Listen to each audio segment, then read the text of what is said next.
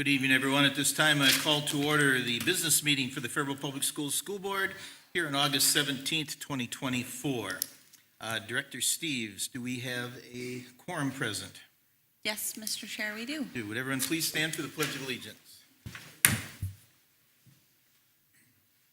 pledge allegiance to the flag of the United States of America and to the republic for which it stands, one nation, under God, indivisible, with liberty and justice for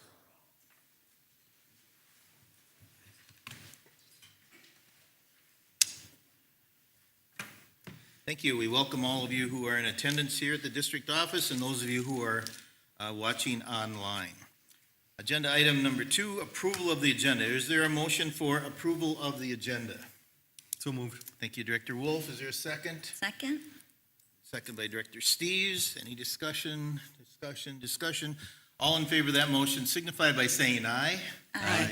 Opposed? Motion passes.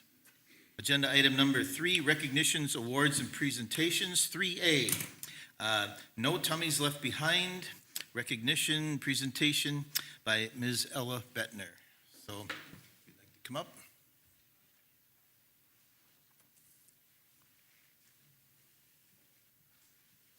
Good evening. Hi.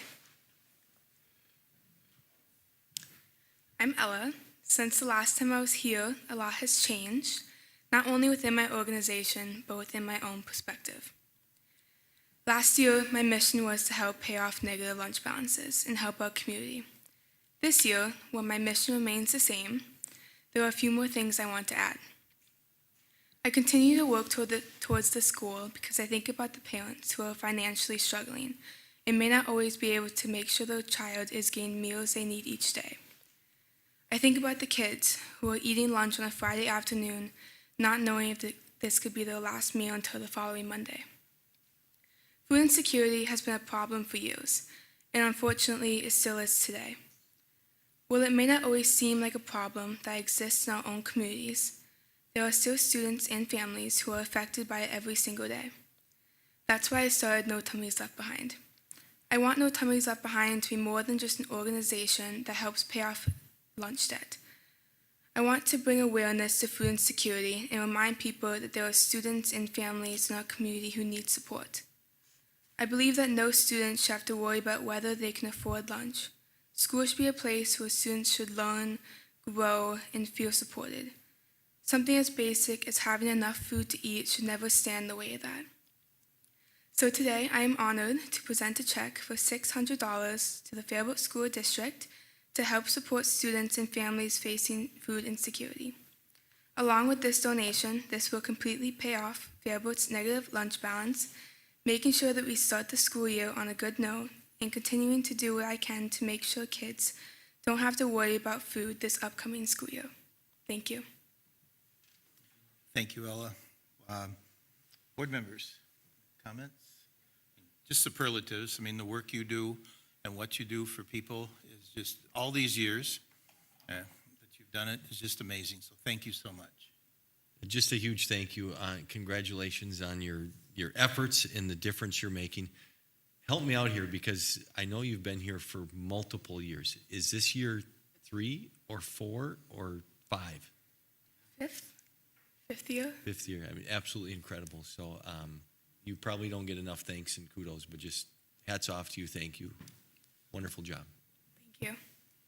Yeah, just echo what both Mr. Wolf and Mr. Bellingham, the last 5 years have been awesome to see you grow, just yourself personally and your organization. So keep up the great work, and it's just humbling to watch you. Director Moore? Yes, and we've seen you grow the last few years, and a beautiful young lady, and I think you have a very kind heart, and I think that is a good thing. We need that today in our society, and we thank you for what you're doing, and your parents should be very proud of you. And just want to say a big thank you. Thank you, Ella, very much. Board members, photo op here.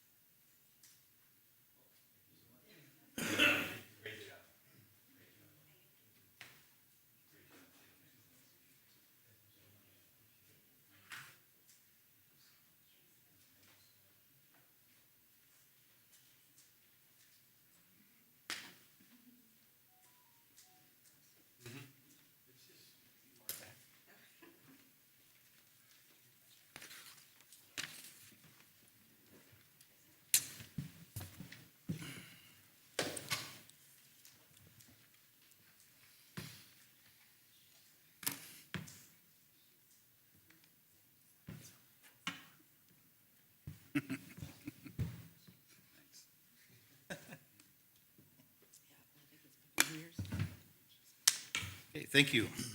Agenda item 3B, under recognition, awards, and presentation, we have a presentation of the summer construction project overview.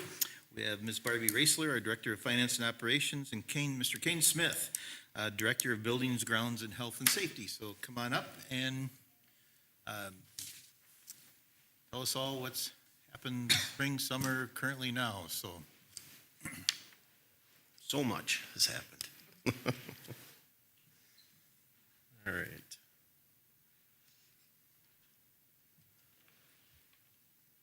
So summer building projects for 2026, just some real quick slides for you, just kind of some pictures so you can get a better idea of what's going on there. We'll start with the ALC. We did a remodel of the McKinley building. Some of the things that we did, we upgraded boilers, we upgraded all the HVAC systems, every unit was replaced. HVAC controls were all updated. We added a science room, we added an art room, remodeled the kitchen so they can get hot meals now rather than getting them delivered in like they've been in the past. We moved the main office to a more central location in the building. The old office was turned into what I believe is the middle school ALC. So them are the big things here. The pictures here, we kind of just took some pictures of some classrooms that were not remodeled, just to give you an idea what they looked like before and what they look like now. Whiteboards had to be removed. We had to raise them up a little bit to make them more age appropriate. They were pretty small for the little ones, so we raised them up for the bigger kids. This one is just kind of a visual for the cabinets. You could see the before, what the cabinets look like. They're pretty run down. We replaced them with more updated cabinets in the science and the art rooms. Rest of the classrooms will follow. Hopefully next year or the year after. So. Bathrooms, I probably forgot to say bathrooms, but they were also remodeled. We made them age appropriate.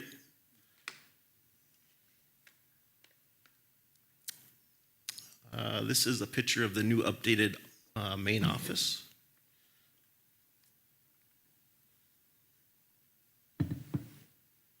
Couple pictures of the new remodeled kitchen.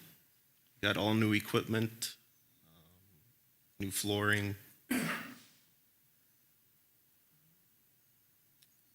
This particular space is the new middle school ALC classroom.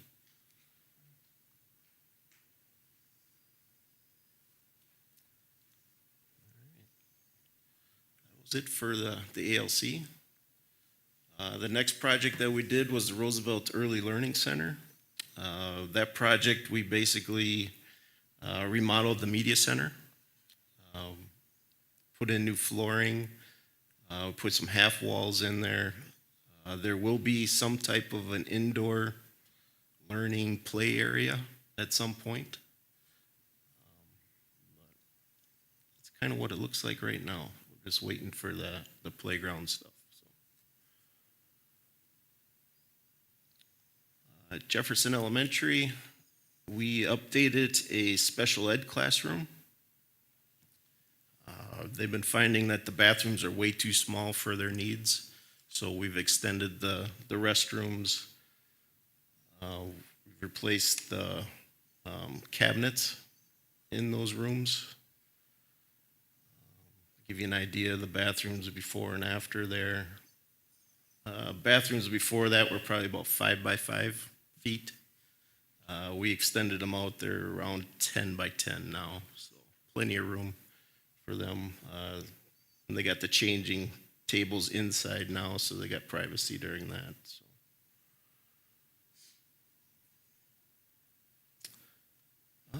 High School Welcome Center. This was the old staff lounge at one point. They've changed that. We've added some some carpeting. The murals around the ceiling there are new. Gave it a nice fresh coat of paint. Added a mother's room, our nursing room, at one of the bathrooms. And we added it was a conference room, but I believe they're going to use it for some type of office right now. So. If you guys have any questions, blurt them out. I know I'm going pretty quick. So, rise rooms. There are 3 rise rooms in the high school that we've put new flooring in. No before pictures, but we got the after ones. Health Finder Clinic. So we ended up remodeling a science room in the lower level of the high school and made that into a Health Finders Clinic. It's got a dental room. It's got, I believe, 2 exam rooms maybe for doctors. These pictures here show the entrance coming in from the hallway.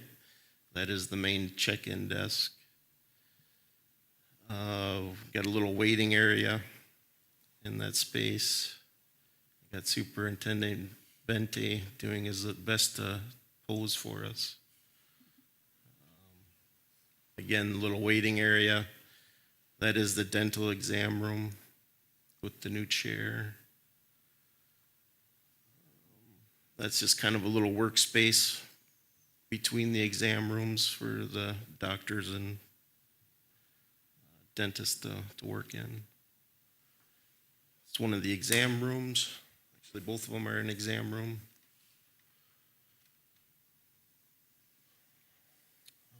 Other projects that we did that didn't make the picture list, we got a falcon statue that is going to be going up here shortly. I just got the permit okayed today, so we'll get started on that, but it's a statue going in the activities plaza at the high school. We're starting just today, we started the Welcome Center remodel at Jefferson. So that'll be ongoing, should be done, we're hoping mid-December. Jefferson chiller replacement, we did that this summer. Had some issues with the chiller breaking down, so we replaced that. And just a ton of smaller projects that have been going on between parking lot painting and mulching and a whole bunch of fun stuff. So, been a busy summer, to say the least.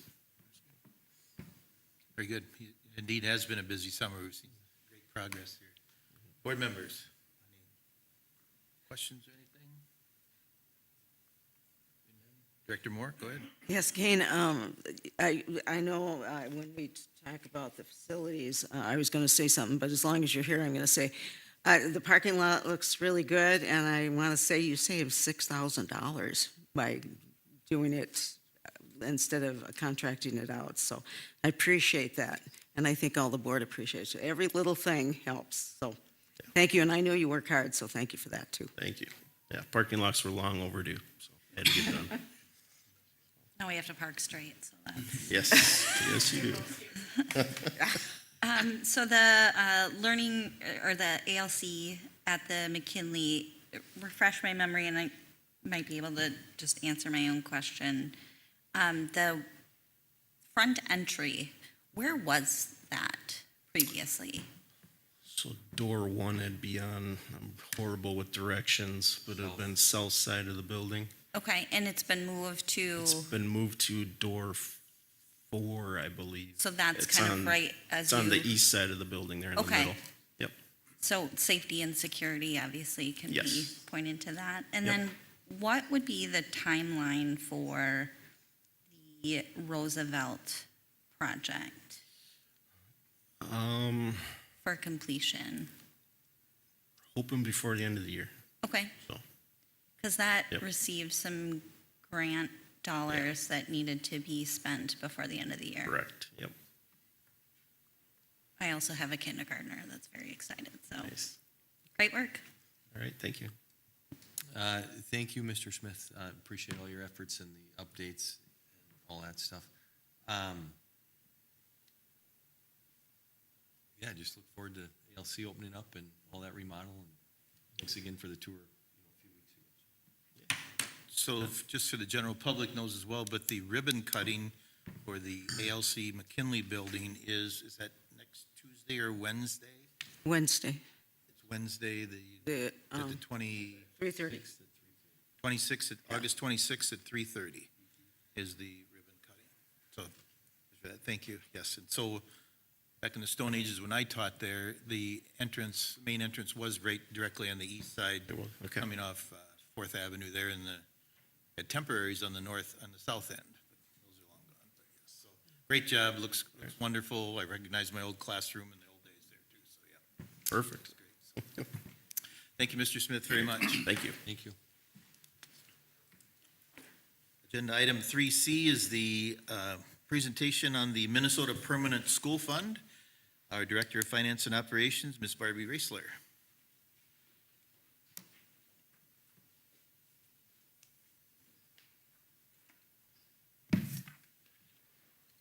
Good evening, thank you. So tonight I wanted to talk about the Minnesota Permanent School Fund because I don't know how many people are actually aware of this and what's coming on a ballot question in November. So I just kind of wanted to give everyone a little bit of background of what this is and what it means, what it doesn't mean. So the Minnesota the Minnesota Permanent School Fund, it's a constitutional amendment that will be this fall, and it would modernize how Minnesota's permanent school fund supports students, schools, and communities without raising existing taxes. So what we should all know, the permanent school fund already exists. So we already have this as a funding stream. Every Minnesota public school student is part of a trust fund. The amendment will not raise taxes. The proposal updates how the funds are distributed to schools. So the timeline for this. So back in 1858, the federal government granted millions of acres of land to be, used for Minnesota schools and its trust lands. In 1900 then, the state set a policy to preserve the land for Minnesota public school students. So from 1858 to 1900, land was still being sold. This land that was granted from the federal government was still being sold, and so it wasn't as many acres. So in 1900, they said, we're going to preserve this. So that's what happened at that point in time. Then we go 124 years. And so in 2024, a nonpartisan task force was established to just kind of evaluate and make recommendations about what to do with this, this funding source. So the task force did bring forth recommendations to the legislature, and they reported in January. With those recommendations then, in May, the legislation passed to update how the funds would be distributed. And it passed it obviously in both the House and the Senate quite strongly. What happens now then is in November, and actually early voting, which starts in September, voters will determine if the fund distributions will be updated. So why is this being proposed? The school fund balance has increased from $675 million in 2010 to $2.3 billion in 2025. So this is more than 3 times in growth. The distribution methods haven't changed since the fund was constitutionally created. What this will do and why it's happening, the legislature wants to modernize the distribution and how it currently functions. They want to increase the funding, and what they're proposing is a substantial boost of about 40%. This will also provide flexibility, adapting the fund to more modern educational demands, and it's going to protect the purchasing power. So using inflation-adjusted distribution to ensure long-term value. So distribution has been using interests and dividends only, and this would be updated to include full market value. So what would change? The distribution rate is currently roughly 2% to 2.5%, and the proposed then would go to 4.5%. The distribution basis is currently interest and dividends, and the proposal is to make it on full market value. So it would be a fixed percent of 4.5% based on a 3-year rolling average of the full market value. So that's how it would be determined. And then the per pupil funding is currently at roughly $68 per pupil. And the estimated increase is that 40% that we talked about, so roughly $95 per pupil. What would not change? The fund. The fund is already existing. It's already there. It's nothing new. The purpose of the fund does not change. It will continue to support Minnesota public school students. The land doesn't change, and there will be no new taxes nor an increase to any existing taxes. The impact that it would have to Faribault Public Schools is an estimated annual increase of about $90,000. This is roughly an FTE in our terms. Right now, it's currently, the amount that we get is currently $235,000. And so we would add $90,000 to that beginning in fiscal year '28 if it were to be approved. The official ballot language then states, shall the Minnesota Constitution be amended to increase the funding going to all school districts from the Permanent School Fund, which is a fund that supports school districts without raising individual income or property taxes effective July 1, 2027. What's very important for everyone to note is when you go to when you go to your voting place in Minnesota, a constitutional amendment requires a majority of all voters casting ballots in that election to pass. If a voter leaves this question blank, it's considered a no vote. If anyone is interested in learning more information about this Permanent School Fund Amendment, there's the site that you can go to and get whatever type of information it is that you're looking for. Thank you. Thank you, Ms. Raisler. So I'm going to make this statement first. First of all, this is just a factual presentation. Correct. At no time is the district or the board promoting a yes or no vote. Correct. Or any sort of vote on it. We're just informing the public as to this is a constitutional amendment that is going to be on the general ballot Correct. here this fall. And we're supplying the information here as presented from the state of Minnesota. Mm-hmm. Thank you. That's correct. So with that, any questions? Yes, Director Woodrow. It is also an opportunity for the voters. You don't have a mic. Could somebody? Well, talk loud. Mike's coming. Sorry, I'm sorry for my lateness. No worries.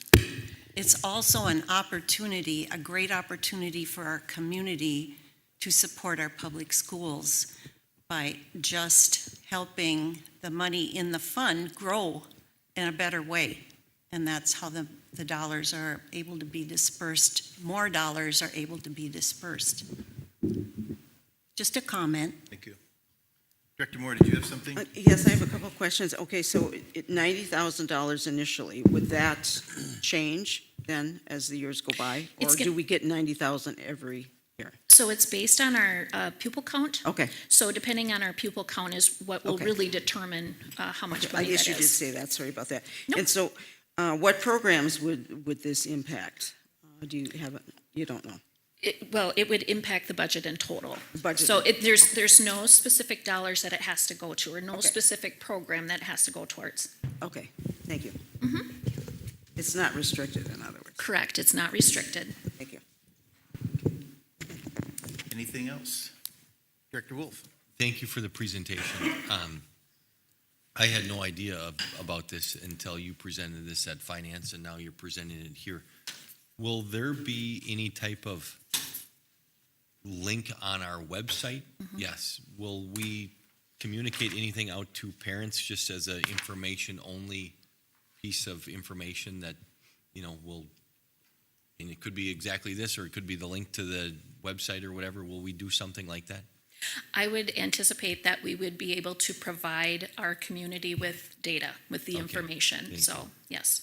And I don't know the numbers, but I think in your presentation on one of the earlier pages, you made it sound like it was well-received at the state legislature. Yes. And I'm not sure why we don't ever hear about the good bipartisan stuff that gets approved. Maybe it's not clickbait, I don't know. But I know the board is not supposed to take a position on this, or the school district, but I can personally, is that correct? And I You can can speak on my behalf? Personally, if you're Yeah, I can not in speak a, on my behalf. Yes. And I don't know why somebody wouldn't support this based on no increase in property taxes, no increase in personal taxes. The fund has grown large from what it is here, and it seems like the fund is so large that they've re-examined on how to help distribute it and help impact students. So I can tell you that I will certainly vote for this. Thank you for bringing this forward, and hopefully more people are able to find out information about this. thank you. Thank you. Anything further, board members? Hearing none? Thank you, Ms. Raisler, very Thank you. much. Agenda item number 4, items of information, school board members. Would like to start? Let's just go right around. We'll start with Oh, Director Moore if you okay. have something. I always have something, right? I just want to mention something in general here. It won't take very long. But, as I said before, the United States of America celebrated its 250th anniversary.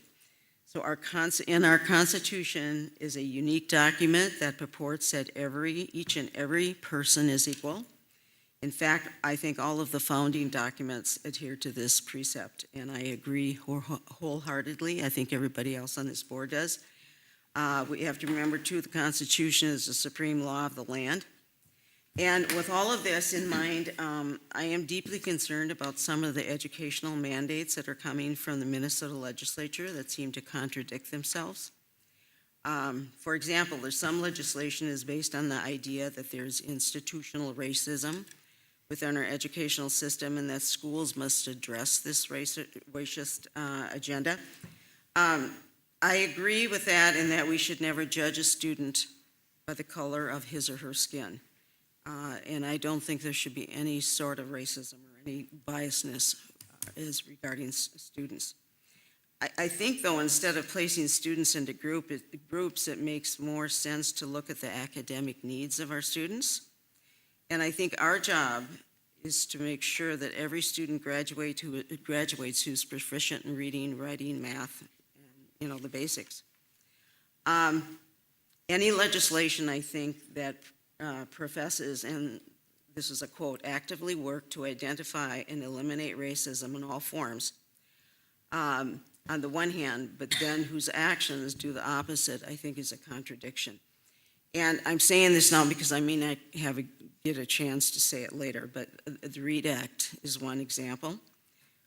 This act basically hopes to eliminate institutional racism, but then by its very own legislative action negates its own stance by overlooking one or two groups of students.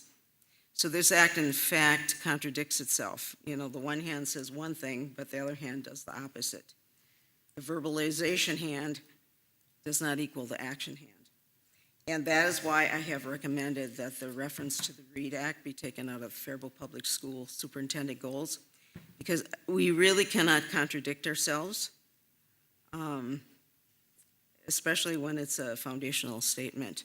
So I wanted to get that in case I didn't get a chance to say that before, so thank you. Director Boudreau, anything? Apologize for being late. Nope, never apologize for that. Me too.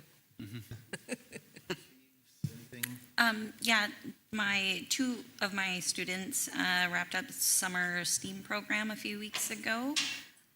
So for anybody that hasn't participated in the program, it's an awesome kind of enrichment program that the public school offers for 6-ish weeks of summer. Camp-based programming, so learning, they don't really know that they're learning, so that makes it even better. It's like sneaking vegetables in. And then the last couple of weeks, my two daughters have attended Kids World, which is the paid child care program that is within the school system. And just another shout out to how well organized that Ms. Reavers has that program running. The kids love going there, so that's all I've got. Yeah, just real quick, thank you. Just want to wish all the staff good luck this year. I know people are starting to roll back in, and I know the new staff are here in training, and so just hopefully they have a wonderful year. Good luck to all the fall athletes, student athletes that are starting. I think the season's kicked off today with practices and all that stuff. And then just wanted to wish all the 5 board members that are running for election this November. I want to wish them good luck and thank them for throwing their hat in the ring and providing some public service. So best wishes to everybody. Great, thank you. Items information 4B, Superintendent Venti. Thank you, Mr. Chair. So I'm proud that Faribault Public Schools is once again partnering with the Faribault Area Chamber of Commerce and the Community Action Center to provide school supplies for every pre-K through 8th grade student for the 26-27 school year. This program helps ensure that every student has the tools they need to start the year ready to learn. Thank you to the families, businesses, and community members who continue to support this important effort. For the 3rd consecutive summer, TriStar partnered with our 4th grade summer STEAM students for a hands-on engineering challenge. Students worked in teams to design and build the strongest freestanding paper tower using just 15 sheets of paper and 2 meters of masking tape. It was wonderful to see students use creativity, collaboration, problem solving, and perseverance while learning about engineering design process.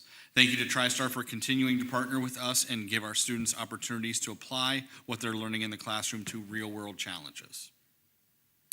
Also with STEAM, our first and second grade summer STEAM students recently visited the library to turn their summer reading logs and receive 4 books to take home and keep.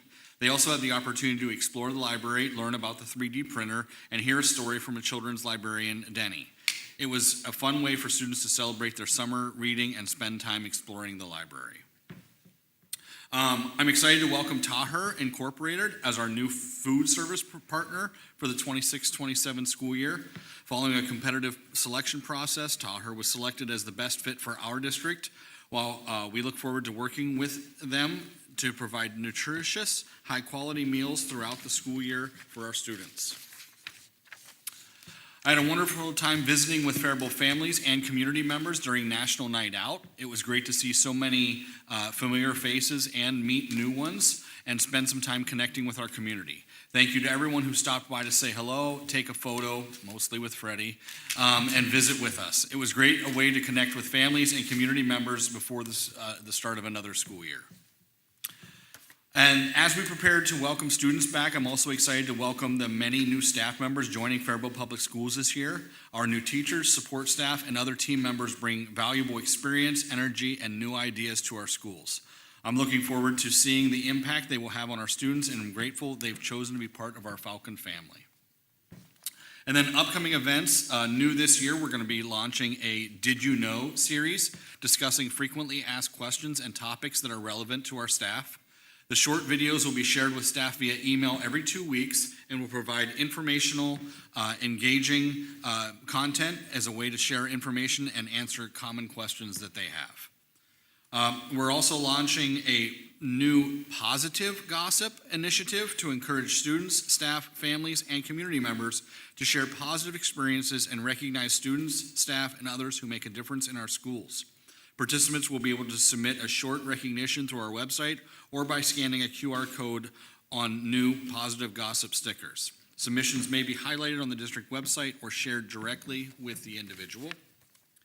And then I know I mentioned this last month, but I want to share it again. I'm excited to invite our students, families, staff, and community members to the grand opening of our Faribault Area Learning Center in its new home at the McKinley Building on Wednesday, August 26th at 3:30. We will begin with a ribbon cutting ceremony, followed by tours of the newly renovated space. I hope you all join us as we celebrate this new exciting chapter for our Faribault Area Learning Center and see the transformation that we've accomplished. And Mr. Chair, that concludes my report. Thank you, Superintendent Benty.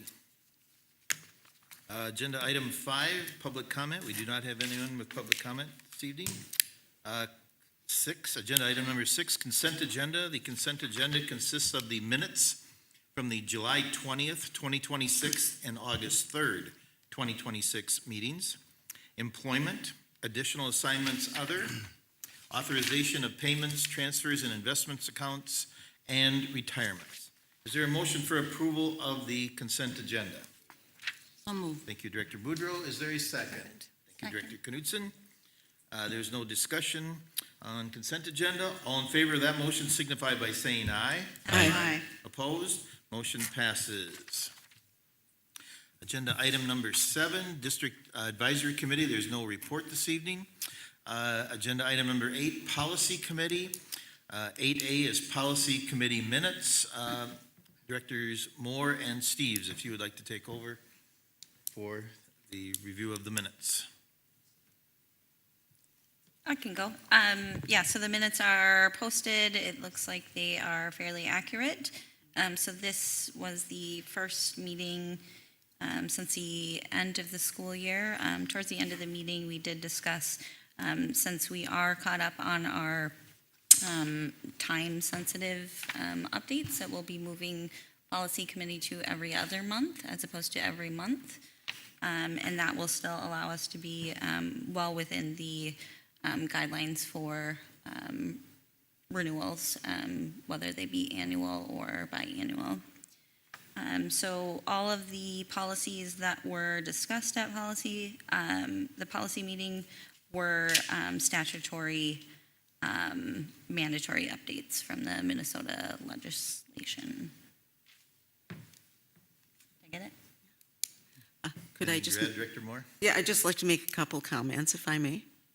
Or we're Yes. gonna- It's on the policy committee. Well, I'm going to go through the first readings here, but if it Oh. pertains to the minutes, that's fine. Oh, so do you want to do it as I just have policy 208, policy 613. Yes, let me go through the Okay. first readings Okay, here. let's do it that way. Thank you.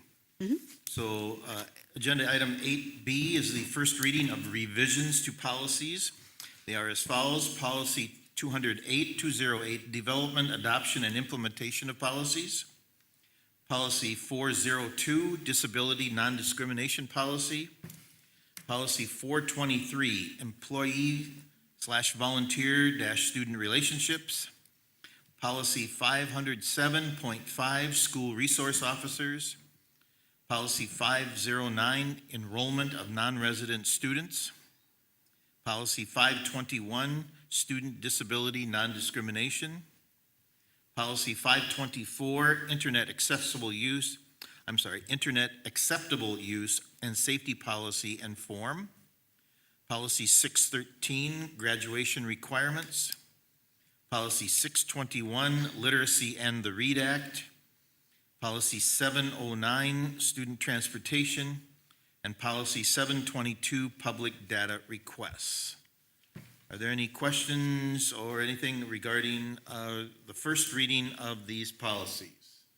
Go ahead, Director Moore. Okay, thank you. I thought I'd make these now instead of waiting until the next time. Policy 208, it talks about development, adoption, and implementation of policies. We did make, I think it was a tech revision, which would require only one meeting of the school board to approve as opposed to two, because usually we have the reading and then the vote. I was okay with it as long as the revision didn't affect the content or context of the policy, and it didn't. So I wanted to mention that. I wanted to mention too, just on policy 423, employer volunteer student relationships. by the current Minnesota statute that added a grooming is prohibited.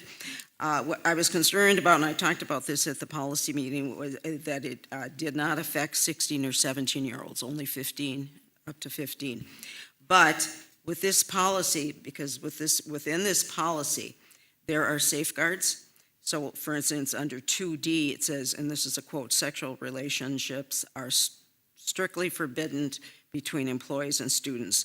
If occur, the employee may be subject to criminal liability." So I think even though the statute didn't cover that, I think we've covered it in this policy, and I was satisfied with that. Finally, policy 613, which is the graduation requirements. I'd just like to add that we had added a veterans piece, and this was pertaining to the Korean vets, Vietnam vets, and I think this was a good thing. It actually would make it possible for them to receive their diploma if they've never had a high school diploma by their experience gained in service or by their lived experience. And this could be done posthumous too, after death. So I think this would be a good thing for the families. I guess my question would be, is there going to be some publicity on this? Because, I think it would be good to know for families of the veterans if, are we going to be doing anything like that or not? I don't know.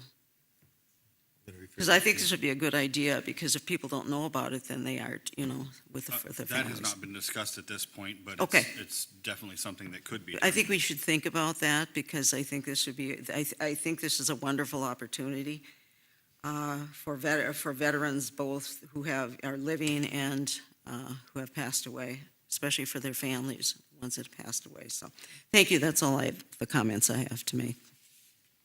Anyone else on the first reading of those policies?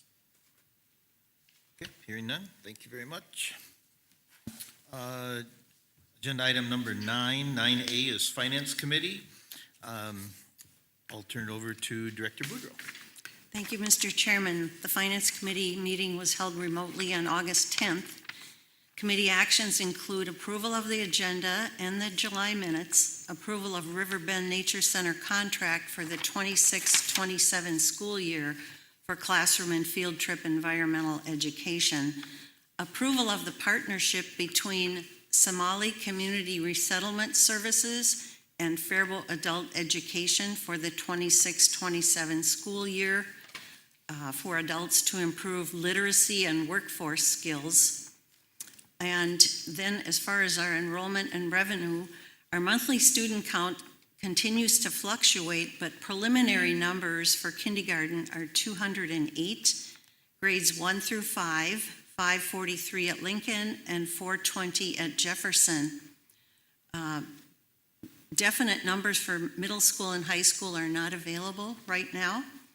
The July investment report shows $58.4 thousand in earned interest with cash, down from last month due to summer payouts. Investments at $16.5 million, and the district is still in a healthy position for the fiscal new year. Our year-to-date spending is financially sound and on track with previous years, with expenses at 3% of budget. Barbie presented information regarding the Minnesota Permanent School Fund constitutional amendment, which would provide additional revenue for all school districts. The meeting was adjourned, and the next meeting is September 21st at 7:30 a.m. Thank you, Director Boudreau. Yes. 9B, Facilities Committee, Directors Moore and Wolf. Do you have anything on the facilities? We just had an update from Mr. Smith, so Yeah. maybe not. No, we did not meet, but Kane Smith provided us with some updates, and he just sent us a little email here, and I'll just go through it briefly. It may be some redundancy here, but the first phase of the outside tuck point cleaning on the buildings is coming to a close. It's probably done by now. The ALC remodel, as he said, is complete, and the classrooms are ready. I want to reiterate again that the ribbon cutting is next Wednesday. It's August 26th, 3:30 at McKinley. Parking lots were repainted district-wide, and doing this in-house saved us at least $6,000, and I appreciate that. It might be even more than that, thanks to Kane. Then the dead ash trees were removed this summer, and I think they're working on something to get a grant to help replant the trees. The high school welcome center's remodel has been completed. As you saw, the new flooring, paint, and murals are done, the mother's room and a conference room, and pictures were provided by in the presentation. Jefferson Welcome Center is scheduled to start August 17th. Finally, the crews are working hard, he said, to complete the summer cleaning before staff, and that's about it. It was, I do appreciate the fact that he gives us very clear, it's brevity, it's clear and succinct. And thank you very much. So I don't think there's any question. Did I cover it, Did a great job. Mr. Wolf? Thank you. Agenda item number 10, other matters. 10A is consider approval of the 2026-2027 School Resource Officer. Is there a motion for approval of the 2026-2027 School Resource Officer? So moved. Thank you, Director Steves, and a second by Director Wolf. Ms. Raisler, if you'd like to review this for the board, please. Sure. So a recommendation is in the board packet to consider for approval the 26-27 agreement between the City of Faribault and the School District for Resource Officer Services. The contract is about a 3% increase from what we paid in fiscal year 26. And as far as the services go, nothing has changed. We will continue to have the same agreement and language that we have had in years past. So I am recommending that we approve the agreement as presented. Thank you. Discussion. Director Moore. Yes, I just want to mention, too, that this agreement was made in conjunction and approved by the Faribault Police Department, too. Yes. Thank you. Director Wolf. Ms. Raisler, thank you for this. Do you know, will the same officers that we had last year at FMS and FHS be the same ones this year? Yes, they will be the same. Okay, thank you. And I just want to say, I'm in the schools a bit, in the community a bit, and to see the students interact with these officers, I think it's wonderful, and see them out in the community interact, it's wonderful, and so I think it's a good thing in many, many ways. Further discussion? Last call for discussion. Hearing none. We have a motion for approval of the 2026-2027 School Resource Officer. All in favor of that motion signify by saying aye. Aye. Opposed? Motion passes. 10B, consider approval of the River Bend Nature Center contract for fiscal year 2026-2027. Is there a motion for approval of the River Bend Nature Center contract for fiscal year 2026-2027? Great. Motion by Director Boudreau. Is there a second? Thank you, Director Knudsen. And discussion, once again, Ms. Raisler, I'll turn it over to you. Thank you. So what you have in the packet is the proposed contract that we would have with Riverbend Nature Center for the 2026-2027 school year. If you are looking at that information, you can see on the second page that it states that we've had a relationship with the Riverbend Nature Center since 1979, which is quite impressive. So the activities and the responsibilities are laid out in the contract, and what they are providing us is pre-K through sixth grade services. So our students are able to go to Riverbend Nature Center and have various experiences there. And it lays out how many trips are, offered to our students at various grade levels. And then there is also a high school programming aspect of it. So we're able to do more things like in a biology internship type of program. So this is the same cost as it was last year. So they have not increased the cost for us to utilize their staff and their expertise and their establishment. So again, I would highly recommend that we approve this contract. Thank you, Ms. Raisler.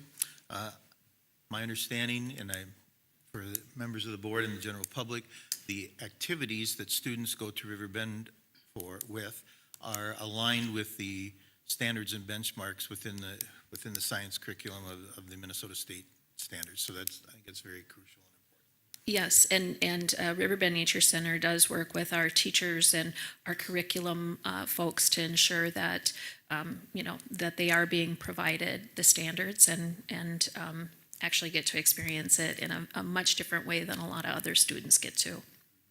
And we are very fortunate to have Riverbend Nature Center here. I know many neighboring districts do come and visit and participate in that as well. So we're very fortunate to have Riverbend Nature Center here in Faribault and the activities that they do. Absolutely. Further discussion? Further discussion? Let's call for discussion. Hearing none. We have a motion for approval of the Riverbend Nature Center contract for fiscal year 2026-2027. All in favor of that motion signify by saying aye. Aye. Opposed? Motion passes. Thank you, Ms. Raisler. Agenda item 10C, consider approval of the SCRS/ABE Partnership Agreement Contract. Is there a motion for approval of the SCRS/ABE Partnership Agreement Contract? So moved. Thank you, Director Wolf, and a second by Director Boudreau. And with this, as we begin discussion, I will turn it over to Ms. Cassie Riopel, our Community Education and Engagement Coordinator. Hi, everybody. In the proposal, you will see a contract between Faribault Adult Education and Somali Community Resettlement Services.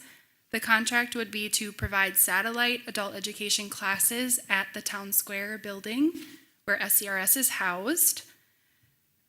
The goal would be to recruit students that need English classes, they need math classes, science classes, with the goal of having them join our Faribault Education Center program once they get to the level that they need to join the next level of programming. Another goal we have with this program is Somali Community Resettlement Services sees a different population than we do at the Faribault Education Center. They have a large group of elderly students that come in and get support with filling out forms, come for just social coffee hour, and so we're trying to capitalize on that group that comes to the office at the Town Square building to offer them classes where they go already.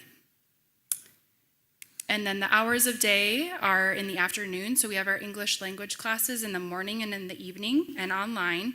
So the goal is to offer classes when they couldn't offer them at the Faribault Education Center, which if you see on page 2, that would be between 12 and 2 and 2 and 4. And so Faribault Education Center currently does not offer English language classes around that time because it's not very busy. And then I just want to clarify, in the contract, on the bottom of page 1, there's some acronyms and some jargon that people aren't used to. One thing that we do together is track measurable skill gains, which is MSGs. So at the state level, they request that we give a pre-test and a post-test to every student, and the goal is to get 70% measurable skill gains. We don't always meet that goal, but that is our goal.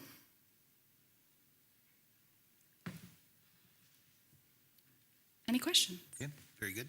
So again, board members, this was approved by the Finance Committee presentation. And Ms. Riepel, I'd like for you to, at that presentation, you were asked the question, how many participants did you have in that program? In the entire adult education program? Yes. Last year, about 900, over 900, close to 950. I think that was important to put up because Yep. I think a lot of people were surprised with that. Yep. Thank you. Discussion. Director Wolf. Question for you. Is there anything in this contract that comes out of the general fund? No. It's all, It's all state ABE funds. thank you. And we spoke about this as well in the finance committee meeting, that some people, when we think of public education, we think of maybe preschool, but for sure probably kindergarten through 12th grade. In our district, we have adult basic education, community education as part of our school district. Not all the districts in Minnesota have that. Is that correct? Correct. And you just said that we serve last year over 900 adults through this program. Yes. Awesome. Thank you very much. Mr. Chair, Director Woodruff. I'm wondering if Cassie, you mentioned a consortium with other districts Yep. that's going on, and maybe you could tell us just a bit about that and how we fit in that consortium. So we are part of the Southeast ABE Consortium. So we are Faribault, Owatonna, Triton, Winona, Albert Lee, and Austin. And Faribault kind of falls in the middle of measurable skill gains. So we kind of are average, but our contact hours, the number of hours that students are coming in to learn, is the highest. So we are seeing the most amount of students, and they're serving the most amount of hours. And our goal is to really work on increasing our measurable skill gains and our outcomes. So they can also get a measurable skill gain if they get a career credential, they get their GED, their adult diploma, or if they go on to college. There's all sorts of ways that they can get it, and they can get one per year. So if a student gets their GED and passes the test and gets a career, that only counts as one. So it's kind of a strategy game also. Mr. Chair, there's a lot of different details to this program because we asked a lot of questions during the finance meeting, and thank you for being so well prepared. You just shared some of the things that are taught. Burlington English is kind of a different term. And then some of the other skills that are taught to our students. I don't know if you mind sharing them with the broader board here. Yeah, and Dawn Buter is the new adult education coordinator. Her and I talked just last week, and I am proposing that she put together a presentation for the board just to showcase and highlight all of these things and help explain it more and just showcase the success that we've had. Excuse me. But Burlington English is an adult education curriculum, and so for many years there was nothing really set in stone, and teachers would piecemeal things from curriculums they would find all over, create their own materials, and then Burlington English came around, and they have contacts in Minnesota that reach out to buildings like Faribault Education Center, and they come and send someone in person to train us on how to use Burlington English, and we have a really good partnership with them, and it's all the way from your most basic English skills, but in an adult context, all the way to the most advanced English skills they need to get into the GED Adult Diploma program, which is the next step for them. And then another thing to highlight is with adult education learners come a lot of barriers to accessing education. So this last year we turned a few of our classes to HighFlex, which is an in-person and online option, so students can access it from home. And then we also provide transportation tokens with Hiawatha Land so that students can get to the building in person. And then offering satellite sites at Faribault Foods, TriStar, Somali Community Resettlement Services, so that we can provide classes where students are at if they don't have time or options to access the Faribault Education Center during our hours when we have classes. Thank you. Further discussion, Director Moore. Yes, thank you for your work, Cassie. I think there's several pluses to this. I like the fact that the goals are to improve the reading and math, and especially for improving English language proficiency. I believe every student, and you said even adults, I think they should be proficient in English, especially the students. Also, I like the fact that you have a couple of concrete, measurable goals, even though you don't meet them, but it's still 70% of the measurable skill gains for 26 and 27. I think that's a good thing. I like the fact that 75% post-test rates. And I like the fact, too, that integration into community life. Could you tell me what you mean by that? What do you mean by integration into community life? A little bit. If you One could of give our me major examples. goals is to provide all of our students who come in with skills to succeed out in Faribault and the surrounding area, to help our employers find employees to work there that have the proficiency level in English and math and science to have a successful career with a livable wage so they can provide for their families. Yeah, and is it kind of integrating into the American way of life? I had actually a constituent ask me that.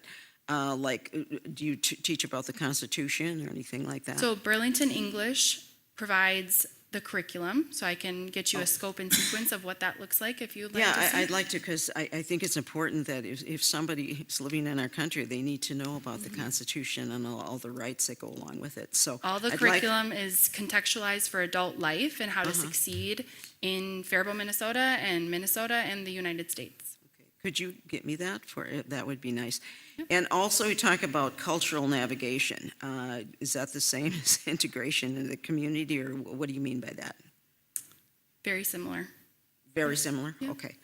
And you mentioned it doesn't come out of the general fund. Where does it come out of? It comes from a formula through state adult education, and so it is based on a very detailed formula. Some includes census numbers, their LEP count for the district. It's assigned by the state, and then the federal government also provides some funding for state ABE, and then we also seek out grants. Seek out grant. Does a lot of it come from taxpayers? Or, do you know? Probably. I would assume. Because I'm, I know that,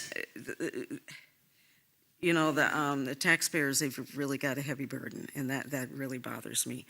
And so. One thing is that we generate contact hours, and for each contact hour we have, it's a formula of about $9 per contact hour. Okay. So that's how we're funded. So the more hours we have serving students, the more funding we get. Okay, So if we serve less students with less hours, we get less funding.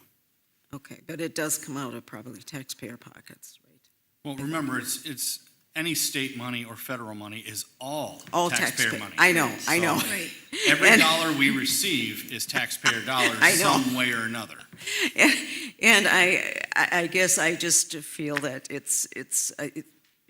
I like what I saw here, but taxpayers to me are just overburdened, so, but I still would like to get that, with the curriculum, thank you.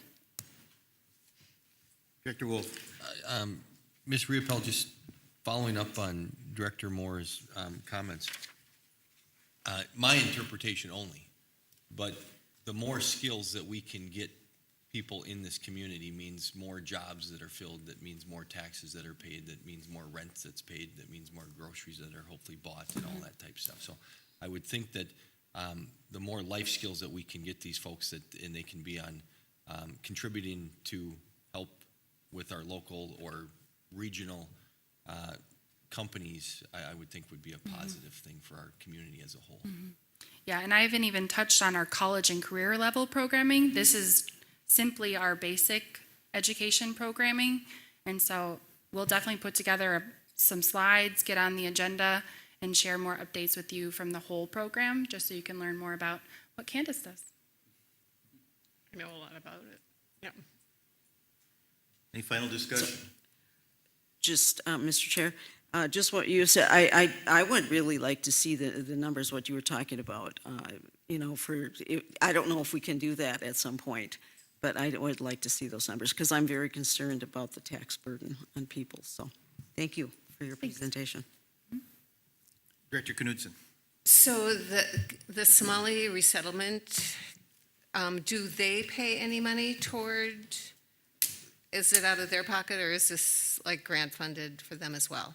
So we pay the instructor's salary over there because we generate revenue from the hours that they get for us. They got about 9,000 hours for us last year. Okay, And so we pay that column right there of $55,884 to them. okay. Yep.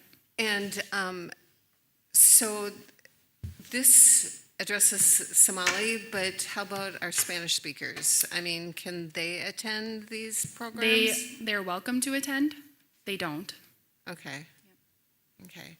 We have had mostly Spanish-speaking students attend at Faribault Foods and TriStar. Right.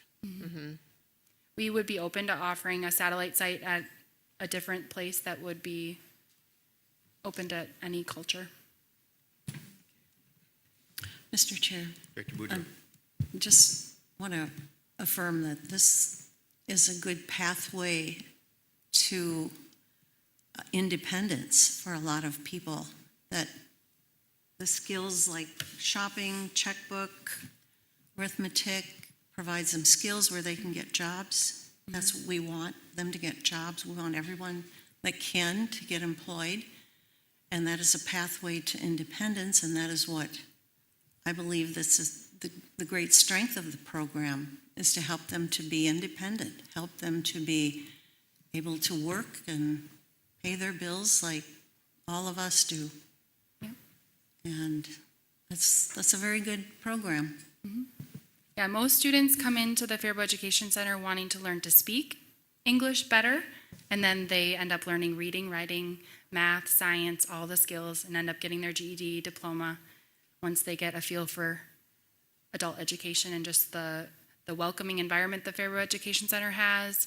You wrap them around with support, you provide transportation if we can, just very welcoming environment. There's coffee in the entryway, just a college vibe of an adult education program. So if you haven't been to the Faribault Education Center, you should definitely go take a tour, take a visit. Director Moore. Yes, Cassie, do the Hispanic, because Candace, you mentioned Hispanic students, do the Hispanic students know about this program that they can, Yeah. they do, but they Yeah. don't, okay. Yep, we work with all of our faces across the district, and they connect families with the Faribault Education Center all the time. We have centralized registration at the Faribault Education Center, so all new families to the district come and meet the faces at the FEC in a welcoming environment, and then they walk them to the back. They give them a little tour. Here's some English language classes, GED. There's ECFE here, and then they go enroll their kids for kindergarten through the high school all in one spot, and it's quite a good system that's built. And those of us who attended the ABE diploma when they got their GEDs and the language proficiency, how proud each of those students, there was over 20, 25 or more, just proud of what they have accomplished. So great program. Yep.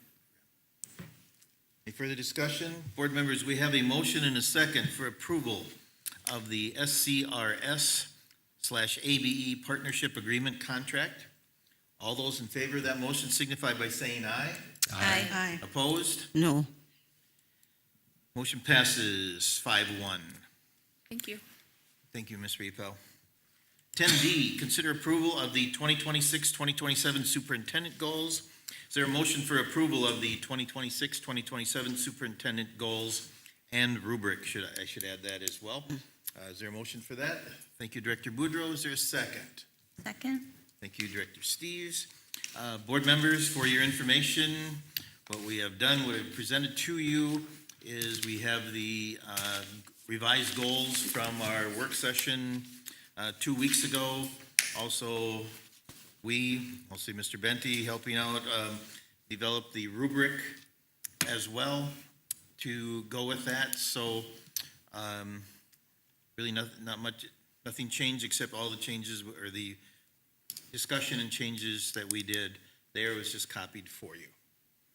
So with that, I'll open it up for discussion. We do have a motion and approval for and a second for approval of the goals and rubric. Discussion. Director Moore. Yes, thank you, Mr. Chair. As I said, I would like to make the following amendment. It's under action steps, page 1, first bullet. Support the implementation of evidence-based reading instruction aligned with the expectation that each and every student will succeed. I would be deleting the science of reading, READ Act expectations in district curriculum. Thank you. So we have a motion to Yes. amend the superintendent goals as stated by Director Moore. Is there a second to that motion to amend? I could second it. Second by Director Knudsen. And discussion. Director Moore, you made the amendment. Rationale? Yes. When I was looking at the READ Act, this act basically hopes to eliminate institutional racism, but then by its very own and I know it's legislative action, negates its own stance by overlooking one or two groups of students. So I think this act really contradicts itself. On the one hand, it says, you've got to have, we can't have any racism or anything like that, but in its own act, it overlooks a couple of groups. And so I just feel that it contradicts itself, and so I just feel that, and I said that in my opening statement. So I just feel that we should just eliminate that. Did we have it in for last year? Was it last year when we had the goals? Did we have that put in last year? The READ Act was in Okay. last I year. guess I read more about the READ Act, so I'm just a little concerned about that, and so that's why I decided to just, put the amendment forth. Any further discussion on the amendment? Director Steves? This is kind of in a follow-up. Where in the READ Act are you seeing the phrase institutional racism? I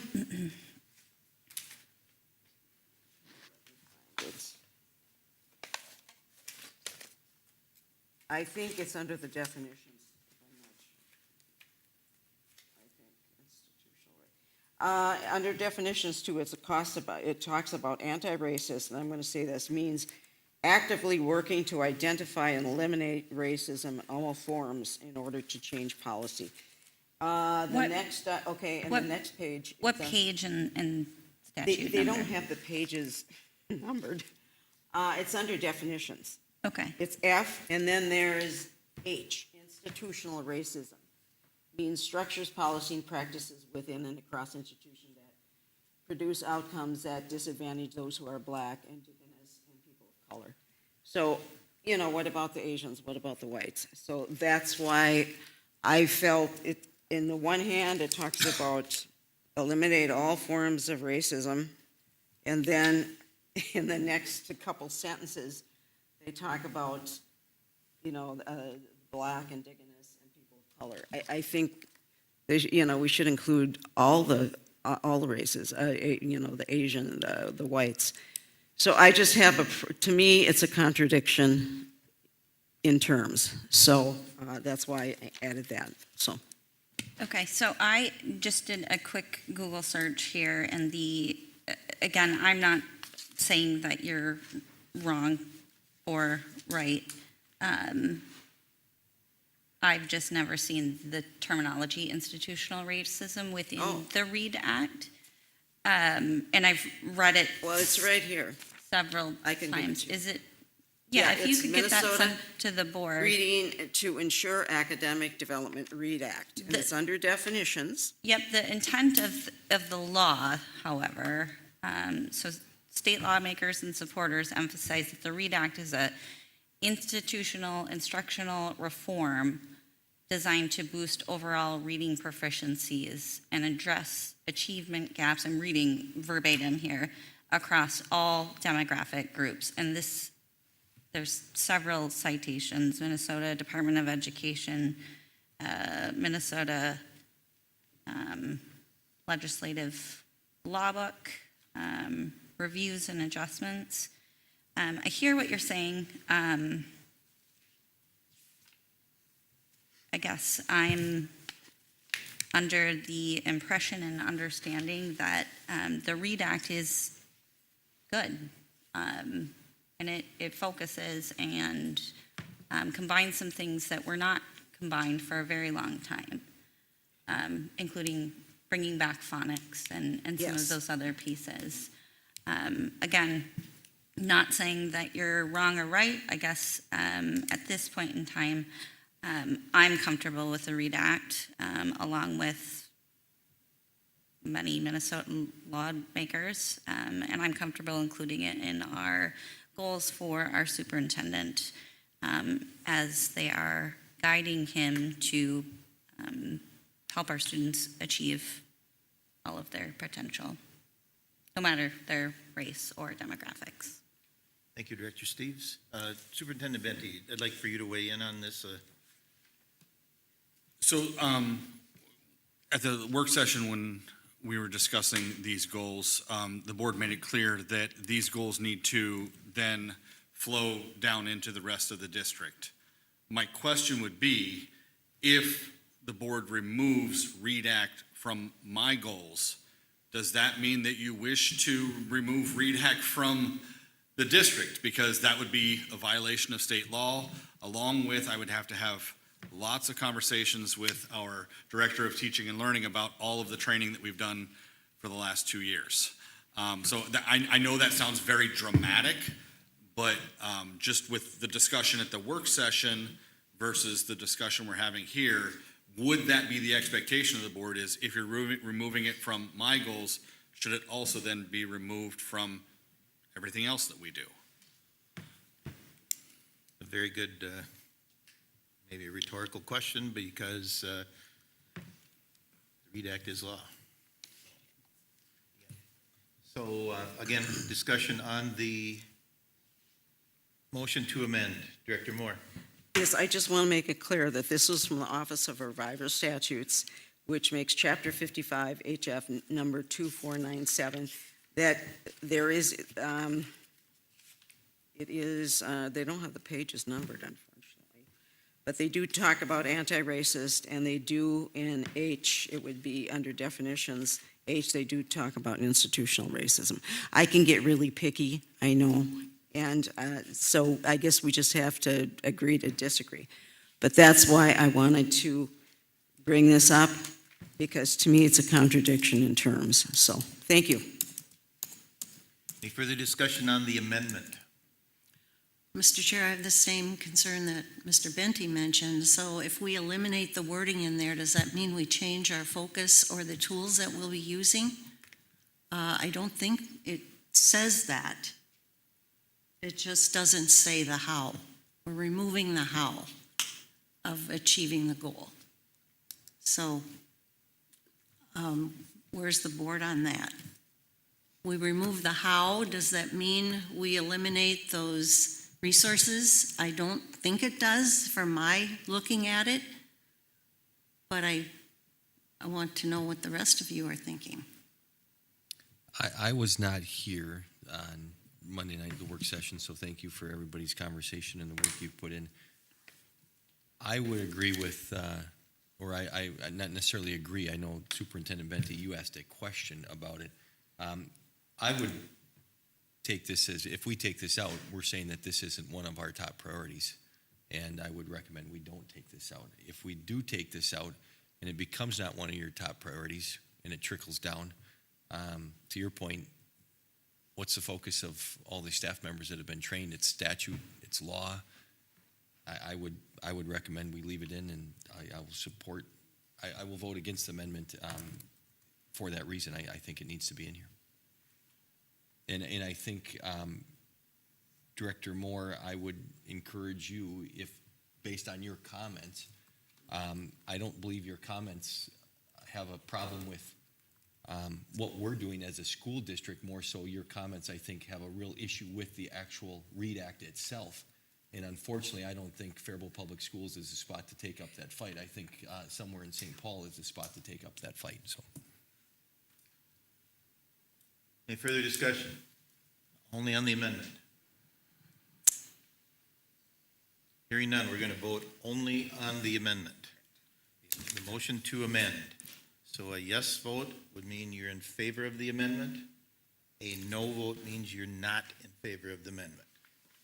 Mr. Chair, may I just add, without seeing the evidence clearly before me, I have a problem just going by someone's statement that something should be removed. And I just think I want to make that clear, that we have nothing before us that shows us this language that was read.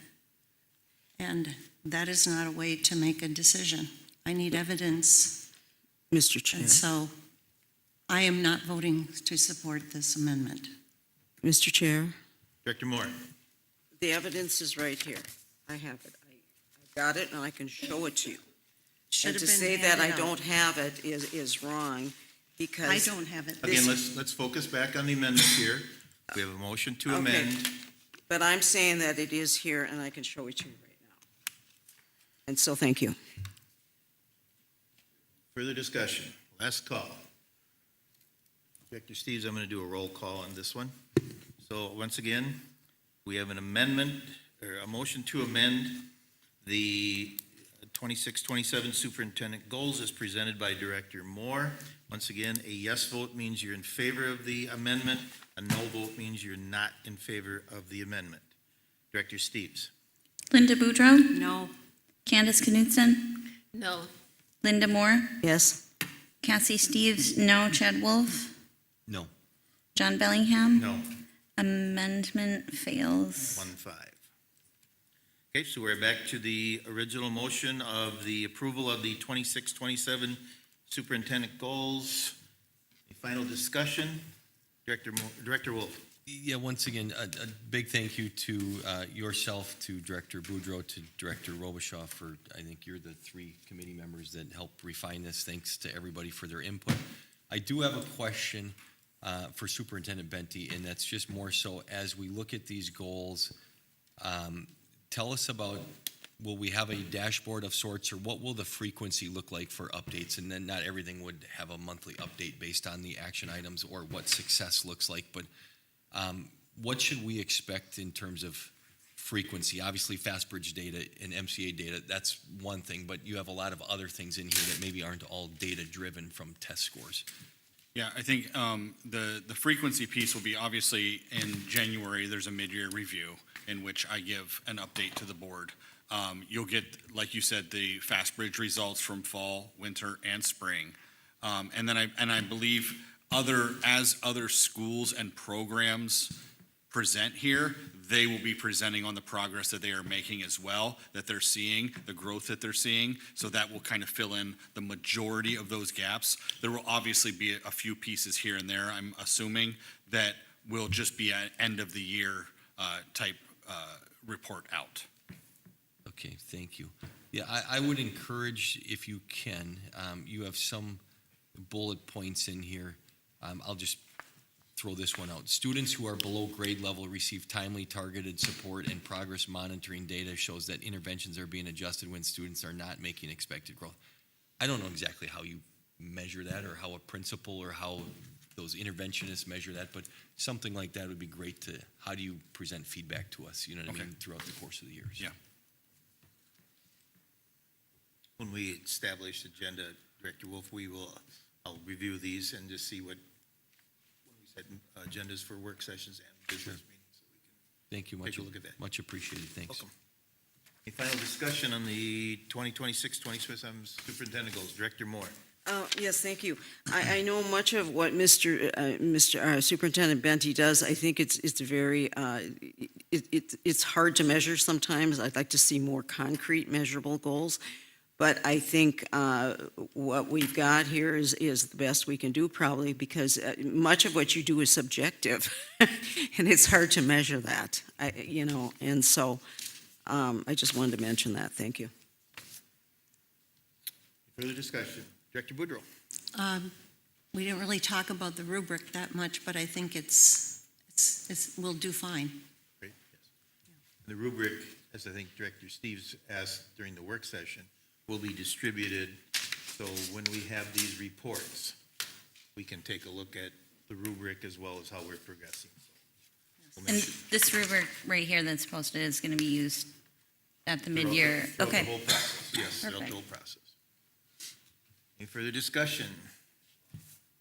My ninth time for discussion is up here.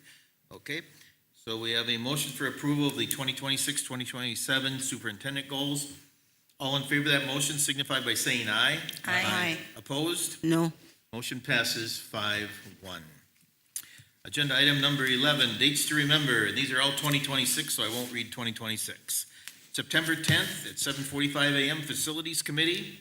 September 14th, 4 p.m. District Advisory Committee. September 14th at 5:30 p.m. Board Work Session. September 21st, 7:30 a.m. Finance Committee. September 24th at 12:30 p.m. District Wellness Committee. And then of September 28th, 5:30 p.m., our regular business meeting. Agenda item number 12. We're going to move to a closed session. Is there a motion to move to a closed session as permitted by Minnesota statute 13D.05 subdivision 3D to discuss crisis management procedure? So moved. Thank you, Director Wolf. Is there a second? Second. I'll take Director Steves.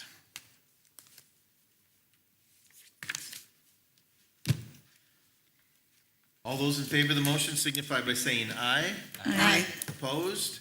Motion passes. We will go to closed session.